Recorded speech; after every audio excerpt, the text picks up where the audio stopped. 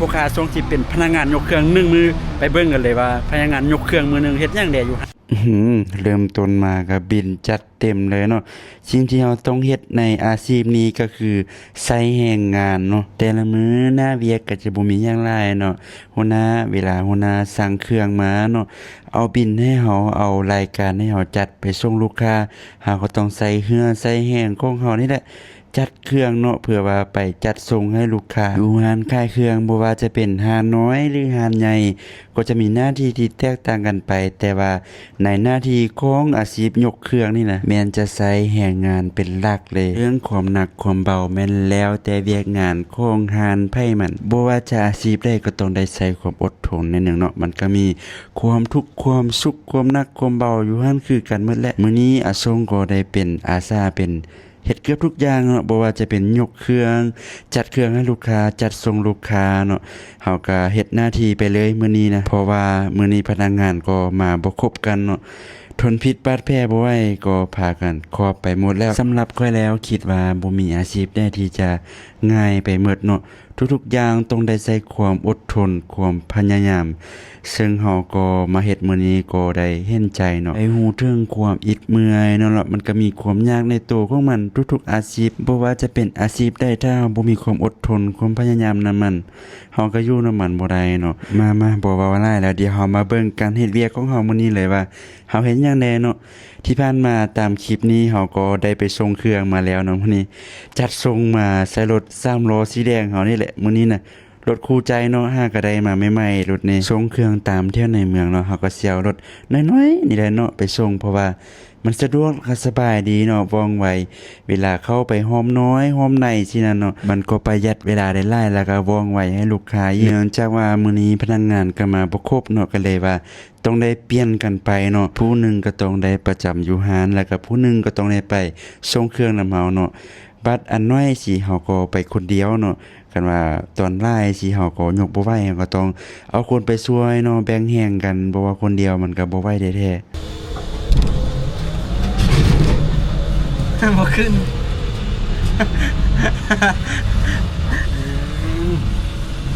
ก็ไม่ทางขึ้นเบิ่งไปเบิ่งมาก็อีต้นรถคือกันเนาะรถนี้เป็นรถไฟฟ้าเนาะใส่หลากหลายก็บ่ได้เนาะต้องได้ใส่พอมันประมาณเนาะเพราะว่าดิต้นจักรมันเนาะมันบ่คือรถจักรทั่วไปมันเป็นรถไฟฟ้าใช้งานมันหนักหลายเดียวมันก็สิเพไว้แล้วก็สุดนี้เนาะเฮาก็เอาไอ้น้องยิงมาเนาะผู้ใดว่างจับมานำก่อนตอนนี้เนาะเพราะว่าคนมันบ่เพียงพอเนาะก็เลยว่าได้สับเปลี่ยนหมุนเวียนกันมาแต่ก็น้องเพิ่นมีความสุขดีเนาะได้ออกมาเบิ่งบ้านเบิ่งเมืองคิดไปคิดมาโอ้ยมันก็หายเมื่อยเลยได้พวกเจ้าเอาบ่ขึ้นซะนี่ลงอยู่เฮ้ยลงอยู่เอาค่าดันช่วยกันแม่เอาค่าอยู่ช่วยกันแม่เอาบ่ขึ้นไปบ่ได้เลยอยู่ช่วยกันโอ้ดีไปโอ้ยอยู่เลยอยู่อีผู้นึงเลยน่ะ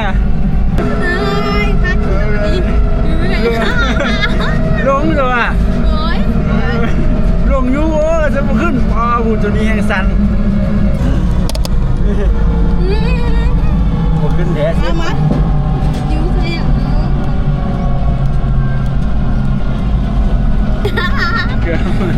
มันนักมันอีโก้มันนักแบบซี่วะเป๊ปซี่จักรูตัวเขาโยกมันยังโอเคเราเรียบร้อยรถปีนซ่าเนาะอยู่ที่ทางนี้อ่ะส่ง3-4ชั่วโมงเลยนี่นะยังไปส่งอีกนี่โอ้เต็มรถนี่ส่งเงินหมดแล้วจึงได้กลับนะฮะเขาจมว่ะผู้ชายมาเขาจมว่ะเมนูนี้โอ้ยจมอย่างเห็ดเรียกห้าเงินจมจะได้จมก็ได้ก็เอาเขาก็จมใช่เราชมตายเลยจบไปเห็ดเบียร์บทอื่นก็ได้ไปส่งในนี้คือกันแล้แล้วหน้าพวกไปตัวไปเห็ดได้เห็ดเบียร์เพิ่นก็บอกเงิน5โอ้ไอ้ก็ยังเห็ดเอาเองไอ้ตัวว่าไอ้บ่เมื่อยนะไอ้บ่เมื่อยดิเมื่อยคือกันนั่นแหละว่า แล้วลงเนี่ย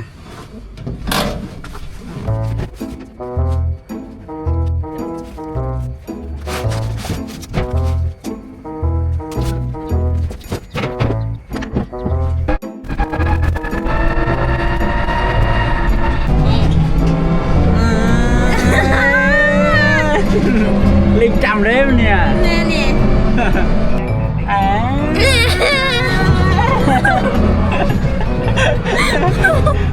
ไปตั้งแต่โต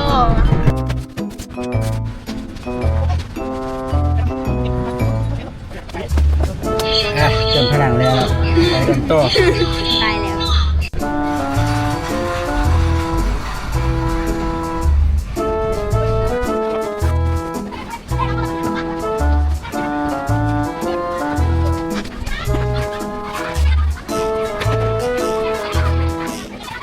กินอะไรเลือกเอาหนึ่ง กินน้องใหม่อีกน้ำมือเช้าจนจมูก ฮะ จนจมูกจะเสา กระทั่งหมู จนห้าโมงเช้า นอนเด็ก เจ็บ โอ้เอาหลังมันให้สิว่านอนไปตื่นเช้านี่ตื่นไหมยังล่ะ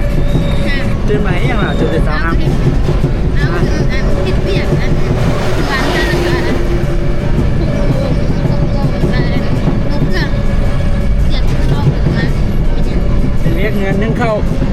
โอ้ยนุ่งเข้าล้างเลยก่อนงาน เห็นหมดเลยโอ้มันเนี่ยอยู่ในพวกกูรอจีนนี่แหละอย่าสู้ไปเงี้ยตื่นช่วยเข้าหัวบ่ได้เรียกได้การยังจะช่วยนะ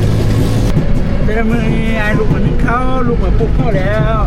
ไอ้ปลุกเข้าทุกมือไอ้ปลุกเข้าทุกมือนะแต่ละมือนะ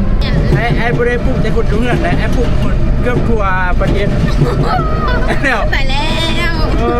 เรามาเสีย อ่ะหลังจากส่งเครื่องมือเนาะก็ฮอดโมงไกลสิปิดหานละแต่ว่ามื้อนี้เนาะตอนแรงมีเครื่องมาลงเนาะก็เลยว่านี่ก็เป็นหน้าที่กันหนึ่งเนาะที่อาชีพยกเครื่องต้องได้เฮ็ดเนาะก็คือเฮาใช้แรงงานเฮาเพื่อจัดความเป็นระเบียบเนาะเมียนเครื่องอีหยังต่างๆปิดหานเนาะอันนี้ก็เป็นโมงปิดหานแล้วก็จะ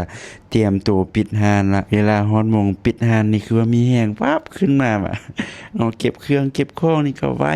เฮาก็งงอยู่เลยเนาะเวลาสิปิดหานป้าเป็นหยังพนักงานคือว่าแอคทีฟเป็นหยังคือว่ากระตือรือร้นเลยเนาะเฮ็ดเวียกไว้เป็นพิเศษเลยเนาะโดยเฉพาะตอนสิปิดหานนี่นะปิดประตูอิหยังเรียบร้อยแล้วเนาะก็นี่มากวนหน้าบ้านมื้อนี้มีน้องสาวมาช่วยกวนมื้อนี้นะทุกๆมื้อเนาะก็สิได้อนามัยเนาะหลังจากปิดหานแล้วเพื่อว่าความสะอาดความเป็นระเบียบนั่นเองเพื่อว่าตื่นมามื้อเช้าเนาะก็มาเปิดหานขายเครื่องเลย